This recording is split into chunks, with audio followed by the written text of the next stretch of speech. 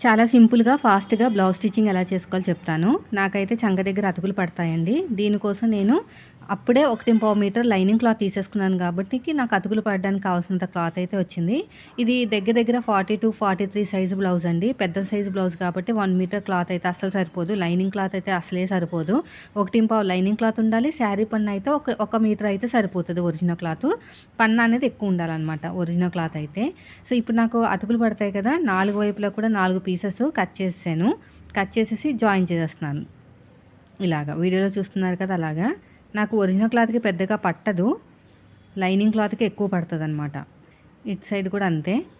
ఇలా కరెక్ట్‌గా ఇలా పెట్టేసుకొని చంక దగ్గర కొంచెం ఎక్కువ ఉంచుకోవాలండి. ఎందుకంటే కరువు తిప్పి కట్ చేస్తాం కదా! అందుకుని. నేను ఫ్రంట్ పార్ట్ లోతు తీయలేదు. అతుకులు ఎక్కువ పడతాయి. అంటే ఆర్మ్ లూజ్ అనేది దాటిపోయిందనమాట అతుకులకి. అందుకని కుట్టేటప్పుడు కట్ చేసుకోవచ్చు అని చెప్పేసి కట్ చేయలేదనమాట.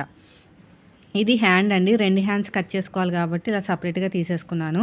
ఇప్పుడు ఏం చేయాలంటే దీని మీద ఇలా పెట్టేసుకొని, ఇలా కరెక్ట్‌గా పెట్టేసుకొని స్ట్రెయిట్‌గా కుట్టు వేసుకోండి పాదం ఇంచు డిఫరెన్స్ తోటి. మీరు పైపింగ్ వేసుకోవాలంటే ఈ రెండిట్ల మధ్యలో పెట్టేసుకొని పైపింగ్ వేసుకుంటే సరిపోతది. ఇలాగా.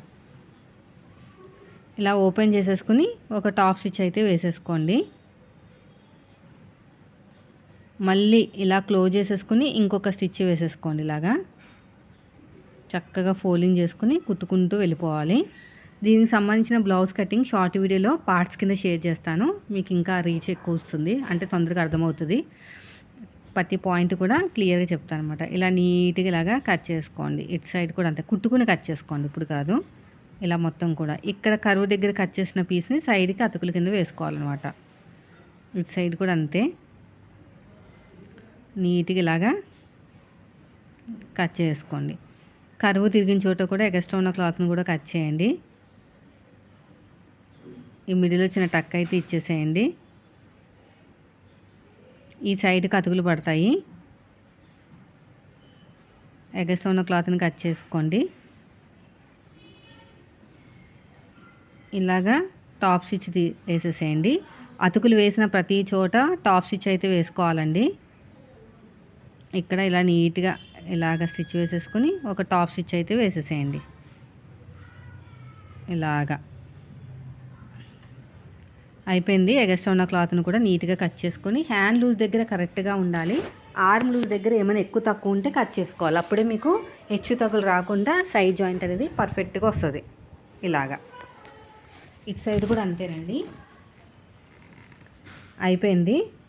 రెండో హ్యాండ్ కూడా అలాగే రెడీ చేసేసుకోండి. 2 హ్యాండ్స్ కూడా అలా రెడీ చేసుకుంటే సరిపోతుంది. ఇది front princess cut back open అనమాట. అందుకని నేనైతే ఎప్పుడైనా సరే నా మెథడ్లో మీరు ప్రిన్సెస్ కట్ బ్లౌజ్ కట్ చేయాలంటే చాలా సింపుల్ అండి.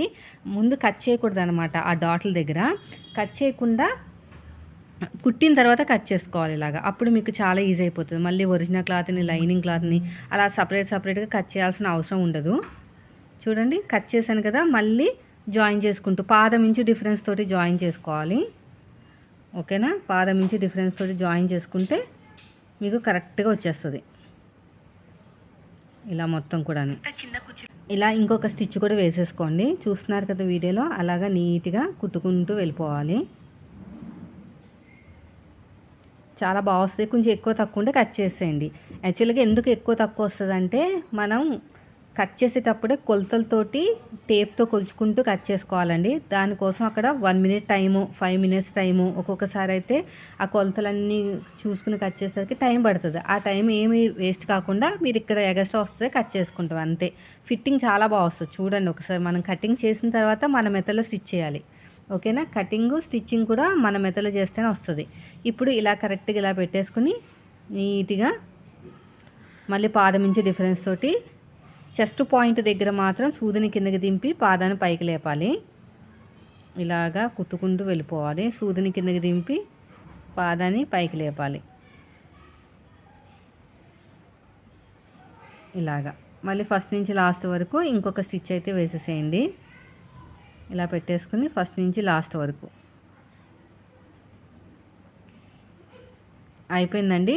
మిడిల్లో కూడా ఒక డాట్ వేసుకోవాలి. అప్పుడే బాగుంటుంది. షేప్ అనేది బాగా వస్తుంది అనమాట. స్టార్టింగ్లో సన్నగా, మధ్యలో కొంచెం వెడల్పు, ఎండింగ్లో ఇంకొంచెం సన్నగా అయిపోయింది. చూసారా ఎంత బాగా వచ్చేసిందో. ఇప్పుడు వెనకాల డాట్లు మీకు తెలిసిందే కదా, 1/2 ఇంచ్ డిఫరెన్స్ తోటి కుట్టుకుంటూ వెళ్ళిపోవడమే. ఇక్కడ కూడా అంతే, ఇలాగ నీట్గా స్టిచ్ చేసుకుంటూ వెళ్ళిపోవాలి. ఇప్పుడు షోల్డర్స్ని జాయిన్ చేసేసుకుని మనం నడుము దగ్గర కూడా పట్టి అతికేసుకోవాలి. దీనికంటే ముందు ఇక నాకు కొన్ని అతుకులు పడతాయి, అతుకులు వేసేసుకున్నాను. ఎడమ చేతి వైపు కాజా పట్టి, కుడి చేతి వైపు ఉక్సు పట్టి అండి. ఇలాగ డబుల్ ఫోల్డింగ్ చేసుకుని నీట్గా కుట్టుకుంటూ వెళ్ళిపోవాలి. దీనిపైన ఒకసారి పెట్టి చెక్ చేయండి కరెక్ట్గా వచ్చిందో లేదో.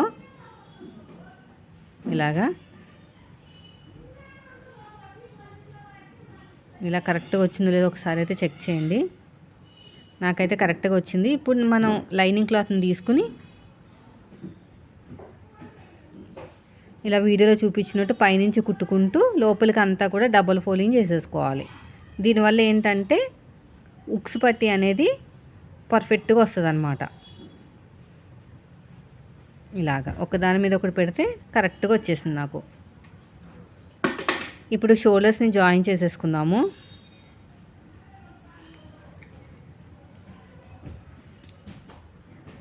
ఇలా కరెక్ట్గా ఇలా పెట్టేసుకుని నీట్గా స్టిచ్ చేసేయండి. ఇలా షోల్డర్స్ని జాయిన్ చేసేసుకోండి మొత్తం కూడా. ఇప్పుడు వన్ సైడ్ ఫోల్డింగ్ చేసుకుని కుట్టేసుకుని క్రాస్కున్న క్లాత్ని తీసుకుని 1 ఇంచ్ ఉంచుకోవాలి. 1 ఇంచ్ ఉంచుకుని మిగతా క్లాత్ కట్ చేసుకుంటే పైపింగ్ క్లాత్ అనేది రెడీ అయిపోతుంది. ఇలా వీడియోలో చూస్తున్నారు కదా, అలా నీట్గా కుట్టుకుంటూ వెళ్ళిపోవటమే.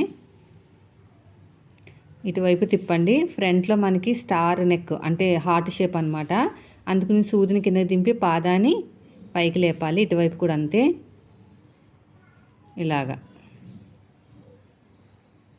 ఇలా నీట్గా కుట్టుకుంటూ వెళ్ళిపోవాలి.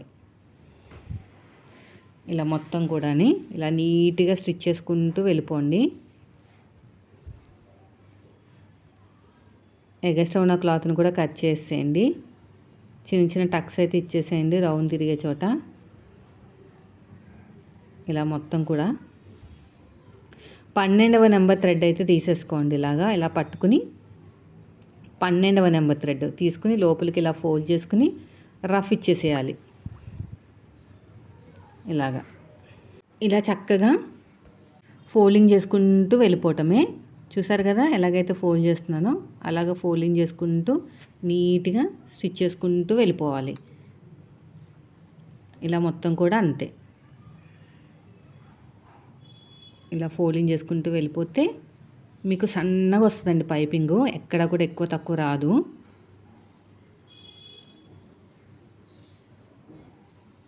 సూదిని కిందకి దింపి పాదాన్ని పైకి లేపేసి ఆ కార్నర్స్ వస్తాయి కదా మరి స్టార్ కార్నర్స్, అక్కడ పర్ఫెక్ట్గా రావాలంటే సూదిని కిందకి దింపి పాదాన్ని పైకి లేపాలి. ఇలా కుట్టుకుంటూ వెళ్ళిపోండి. మళ్ళీ కార్నర్కి వచ్చేసరికి సూదిని కిందకి దింపి పాదాన్ని పైకి లేపాలి.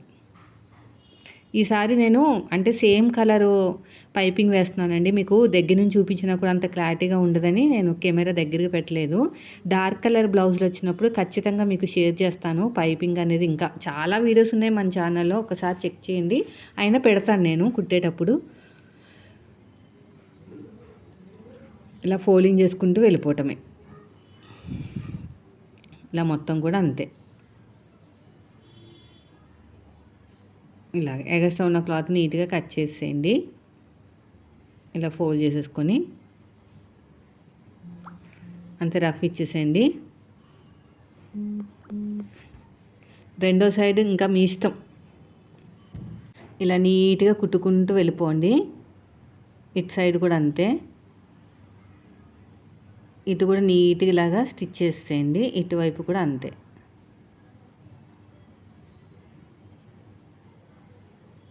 ఎగస్ట్రా ఉన్న థ్రెడ్ని అన్నీ కట్ చేసేయండి.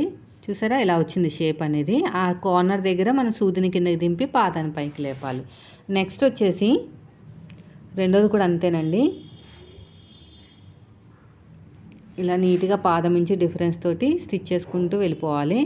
ఇలా మళ్ళీ ఉల్టా తిప్పేసుకుని ఇంకొక స్టిచ్ వేసేయండి. ఇలాగా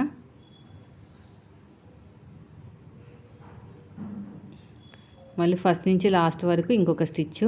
ఇక్కడ ఎగస్ట్రా ఉన్న క్లాత్ని కట్ చేసేయండి. మళ్ళీ ఫస్ట్ నుంచి లాస్ట్ వరకు ఇంకొక స్టిచ్.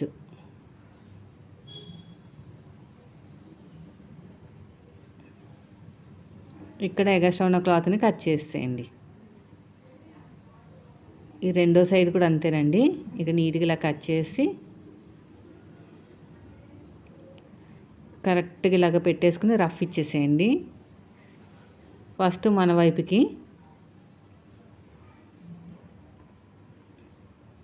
ఇలాగా, మళ్ళీ ఉల్టా తిప్పి ఫ్రంట్కి ఫ్రంట్ రావాలి, బ్యాక్కి బ్యాక్ రావాలండి. మళ్ళీ ఉల్టా తిప్పేసుకుని ఇంకొక స్టిచ్ ఇలాగా.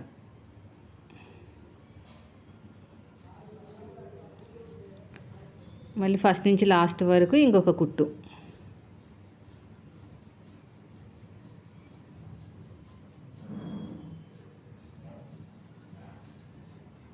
ఇలా నీట్గా స్టిచ్ చేసేయాలి. ఎగస్ట్రా ఉన్న క్లాత్ని కట్ చేసేయండి. ఇప్పుడు హ్యాండ్ లూజు, ఆర్మ్ లూజు, నడుము లూజు బ్యాక్ పార్ట్ నుంచి తీసుకుని సైడ్ జాయిన్ చేసుకోవాలి. మళ్ళీ నేను కింద పట్టీ అతకలేదండి. ఇంకా పట్టీ అతికేస్తే అయిపోతుంది. పట్టీ ఎందుకు అతకలేదంటే కింద చూస్తున్నా కరెక్ట్గా ఈక్వల్గా వస్తుందా లేదా. ప్రిన్సెస్ కట్ కదా, మనం ఫ్రంట్ పార్ట్ ఒక పావించి ఎక్కువ తీసుకోవాలి షేప్ దగ్గర. మనకి ఆర్మ్ లూజ్ వచ్చేసి 9.5 ఇంచులు. ఇది ఒక మార్కింగ్ వేసేసాము. ఇలాగా స్టిచ్ వేసిన తర్వాత నడుము దగ్గర కూడా కరెక్ట్గా స్టిచ్ వేసేసుకోండి. ఒక కుట్టు వేయాలి అలాగంతే. ఇక్కడ ఏమైనా ఎక్కువ తక్కువ వచ్చినా అంతగా ఏం రాలేదు, జస్ట్ ఒక్క 2 గీతలు అంతే. రెండోది కూడా కుట్టు వేసేసుకోండి. వేసుకున్న తర్వాత నడుము పట్టి అతికి అప్పుడు సైడ్ జాయింట్లు ఇంకొక 2 కుట్లు వేసుకుంటే సరిపోతుంది. ఇలా కుట్టుకున్నారంటే ప్రిన్సెస్ కట్ అనేది చాలా సింపుల్గా అయిపోతుందండి. నా మెథడ్లో ఒకసారి కుట్టండి, మీకే తెలుస్తుంది. ఇక్కడ చూడండి కొంచెం ఎక్కువ వచ్చింది. ఇక చూసారా ఎక్కువ వచ్చింది. అలాగే ఉంటుందండి ఎప్పుడైనా సరే. చంక దగ్గర కరెక్ట్గానే ఉంది, కానీ మీరు ఇలా చెక్ చేసుకోవాలండి. చెక్ చేసుకుంటేనే ప్రిన్సెస్ కట్ పర్ఫెక్ట్గా వస్తుంది మీకు, లేకపోతే రాదు.